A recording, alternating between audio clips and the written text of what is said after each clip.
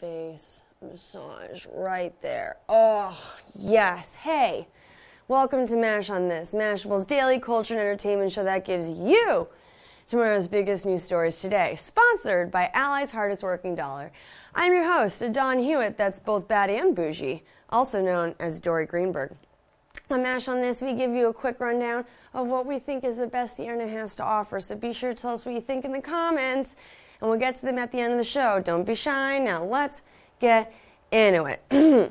I'm still pretty under the weather, as you can hear, and not wearing an ounce of makeup, but I ain't afraid of no cameras. But it seems like Sean Spicer legitimately might be. In a move that many people see as an attack on freedom of the press, the Trump White House has taken to rarely holding on-camera press briefings. And unlike Steve Bannon, we don't buy the excuse that it's because Spicy put on a couple LBs. So yesterday, CNN White House reporter Jim Acosta finally had enough and asked the press secretary for an explanation. Let's see what Spicer had to say. Jen, Sean, can you answer whether the president still believes the question? There's no camera on, Jim. Maybe we should turn the cameras on, Sean. Why don't we turn the cameras on? Jen. Why don't we turn the cameras on? I'm sorry that you have to do it. Jen, go ahead. Why not turn the cameras on, Sean? They're in the room, the lights are on. Have been a drastic shift starting from maybe the week before the president took his first trip abroad, that now we see you on camera about once a week. Is that a new normal that we would expect? We'll see. We'll continue to mix things up. Why are the cameras off, Sean? Try. Why did you turn them off? Can you just Try. give us an answer to that? Can you tell us why you turned the cameras off? Why are they off, Sean? It is a legitimate question. It's a legitimate question. Try. You are a taxpayer-funded spokesman for the United States government. Can you at least give us an explanation as to why the cameras are off? Can we get this out of the way? Can we address the cameras issue? Do you think this? Yeah, some days we'll have them, some days we won't. The president's. If you couldn't hear the Spicer scuffle clearly, Acosta asked, as a taxpayer-funded spokesman of the United States government, can you at least give us an explanation as to why the cameras are off? And Spicer's condescending response to Acosta was, there's no cameras on, Jim, as if Acosta didn't know that already. To put this into context, so far the White House has held just 4 on-camera press briefings this month. What do y'all think about the no-camera rule? Let us know in the comments. Guys, the internet does not forget. And if you need proof of that, look at the phenomenon of memes, which are born on the World Wide Web and are doomed to exist there for all of eternity, even if their reputation has been tainted. Take Pepe the Frog, for instance. After formally becoming a hate symbol by the Anti-Defamation League that was embraced by the alt-right, the Los Angeles-based cartoonist Matt Fury, who created the meme, told AP that he intends to resurrect Pepe to prove that he is a positive symbol. Fury and his brother Jason have launched a crowdfunding campaign to raise $10,000 for a new comic book featuring Pepe, who was originally just a chill frog dude. Obviously, for the sake of the creators, we hope they have success with this, but I know the internet, like I think I do, it's going to be an uphill battle, littered with racist trolls and neo-Nazi bloggers. And ultimately, the internet will never forget Pepe's dark times either. Sorry, Pepe, we're sorry. Sup, fam?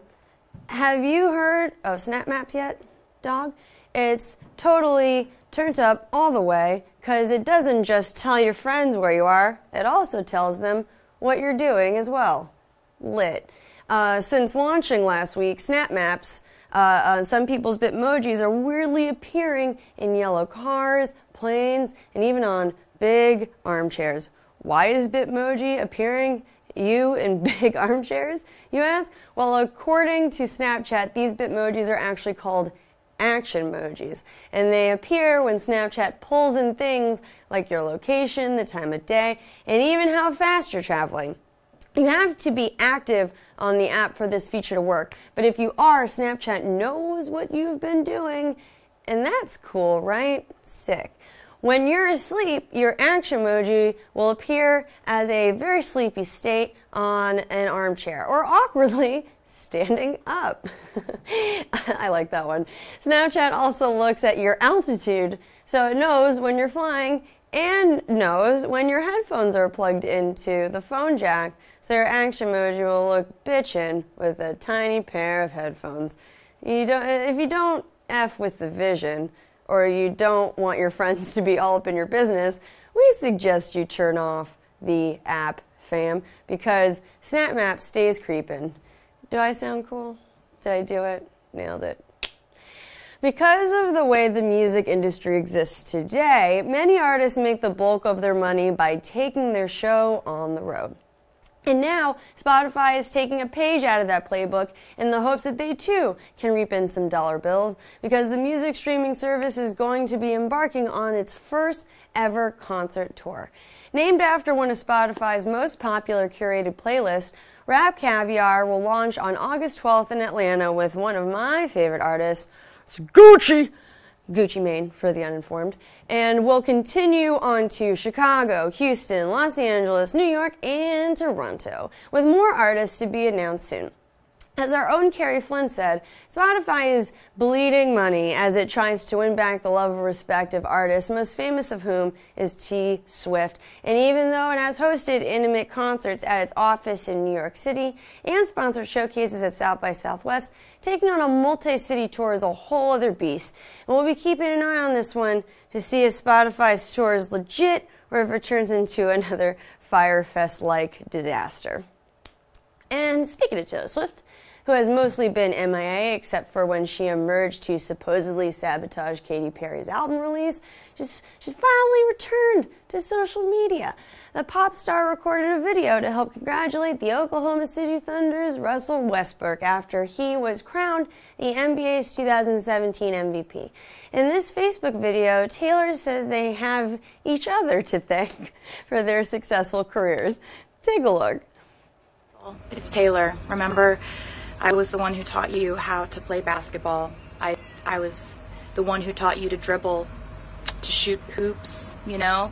And I remember the first time you beat me at basketball, and I was very upset, and you said, if you remember correctly, you said, you just have to shake it off.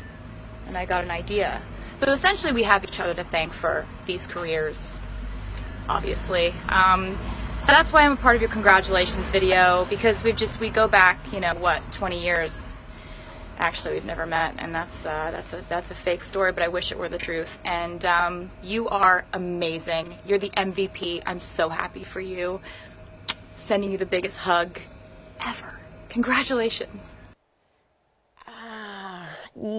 Tay-Tay, little rusty there, and she still has that awkward sense of humor. Her and Katie have that in common.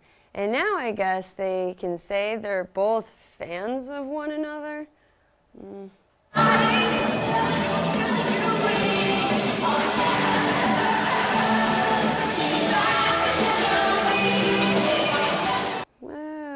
Yay for make-believe friendship, my best friend. Okay, you know what builds character? Unfortunate experiences involving the discharge of bodily waste. And that doesn't just apply to us peasants either. Celebs have had their fair share of potty-related mishaps, but because they are stars, their mishaps are considered newsworthy, especially when they make a big stink about them. Get it? Over the past weekend, Kelly Osbourne was celebrating NYC Pride when she had to use the loo. So, like many of us across America, she sought out the nearest Starbucks, only to be told that she wasn't allowed to use the restroom there. She was so angry about this that she apparently peed her own pants and tweeted about it to Starbucks and her 4 million followers. What Kelly failed to mention, however, is that this particular Starbucks was an anomaly because it did not have a public bathroom, only one for its employees. So nobody is allowed to use it, not even the quasi-elite like Kelly Osbourne. And while I kind of like her, I think she's pretty funny, I will say that if she was a real down-ass metropolitan gal, she would just know to go to the nearest garden-level basement staircase and take care of your business there. It works every time, even in broad daylight. And yeah, maybe I just admitted to relieving myself in public, but I have no witnesses, and a city girl's gotta do what a city girl's gotta do. Sorry about it.